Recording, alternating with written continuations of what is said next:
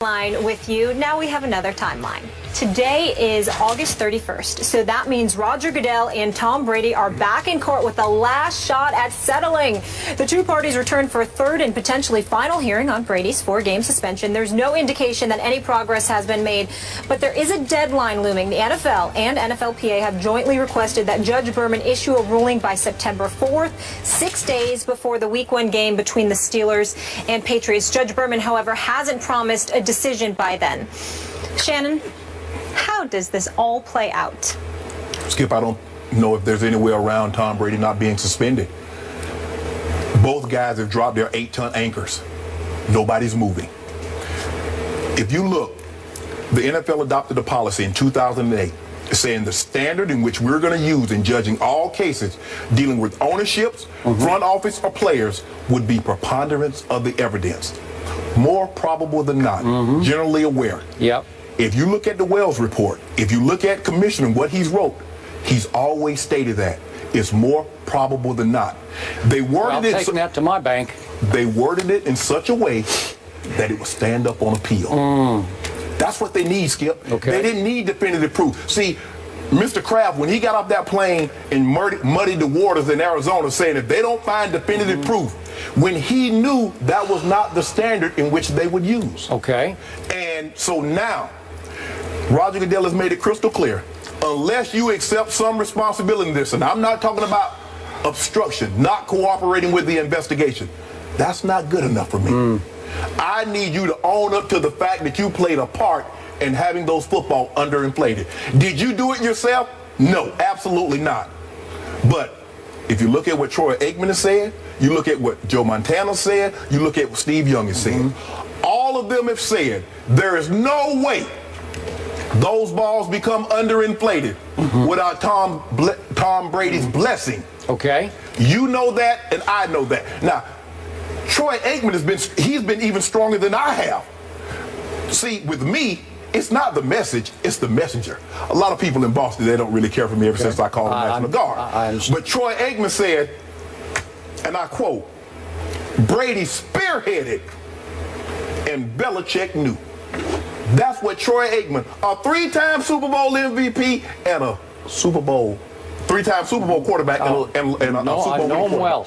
So with that being said, Skip, okay. And all these accolades that's on Brady's resume, guess what else is going to be on his resume, Skip?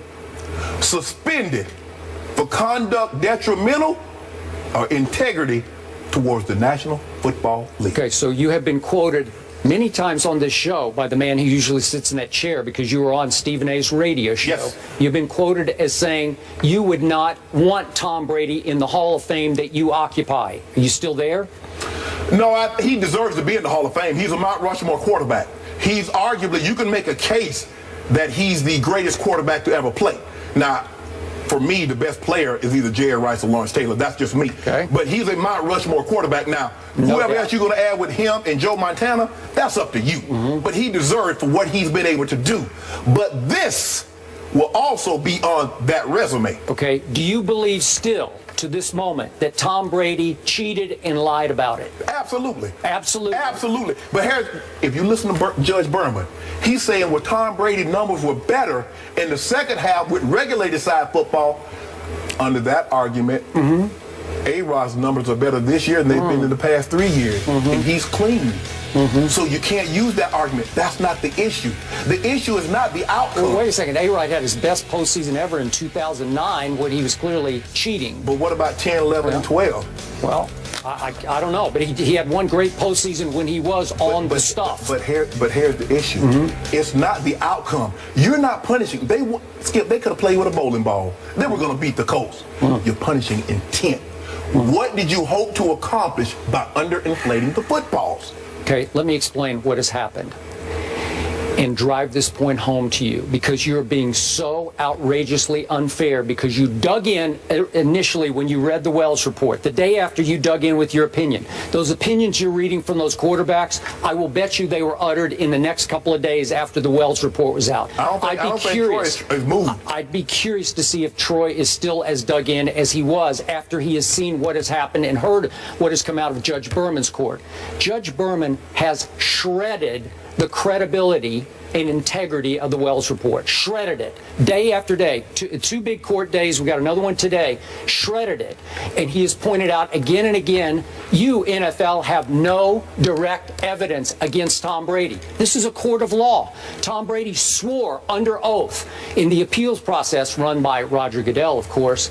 I knew nothing about any underinflated football, that he had nothing to do with that whatsoever. So what was the conversation between him and the ball guy? What was that about? Okay, all I know is the NFL has all the texts between Tom Brady and Jastrzynski. All the texts that Jastrzynski got from Tom Brady are in the power of the NFL to go over them and say, fine smoking gun, no smoking gun. You don't need a smoking gun, Skip. Oh. That's the thing. Okay, so now you're trying to get him on a technicality because all that's the standard that they use. More probable than not. That's the standard that they use. But you're jumping to the conclusion that he cheated and he lied about it, when I'm jumping to the conclusion that Roger Goodell framed and railroaded Tom Brady. Stop setup. Nothing but a setup. Well, you know it and I know it. What happened here? If you want to go bigger picture, I'll be with you on this one. Roger Goodell was trying to nail the Patriots for what he considered, the league has always considered, all of our analysts have always considered, serial cheating under Bill Belichick through his years with the Patriots, okay? And in so doing, Roger Goodell wanted to rebuild his reputation post Ray Rice and all the mishandling of all the domestic violence cases that went before Ray Rice. He wanted to rebuild his stature, his power, his autonomy, not only with the players but with the public. And he succeeded for a while until it hit Judge Berman's court. Now the pendulum is swinging back in Tom Brady's direction. And Tom Brady is starting to win the battle of public opinion here, in the court of public opinion. Skip, you know why the NFL hasn't settled? Because they know they got a case. They know if Judge Berman rules against them, they're going to win on appeal. And the one, let me tell you who has egos. I don't think they know that. Besides players, judges have egos too. Because if they get something sent to appeals court and the appeals court overturns it, they're saying you were wrong. That's why Judge Berman keeps lambasting the NFL. He's trying to goad them into settling. Okay, and Roger Goodell says, I'm not moving unless Tom Brady admits his role in this. It's simple. It's simple as that. He's not moving. He's not going to admit it because he didn't do it. But guess what? If he gets those 4 games, he doesn't have to admit it. Roger Goodell picked on the wrong 38-year-old superstar quarterback. Actually, this is this case that he needed to get back in good graces with the players. Okay. Because they say, that's what I just said. We see, but here's the thing, though, Skip. Nobody had a problem with Roger Goodell. Now, mind you, owners, 32-0, gave Roger Goodell this power. The players, the league, the players, 31 of 32 teams, only the Steelers didn't ratify the CBA. So you got 63 of a possible 64.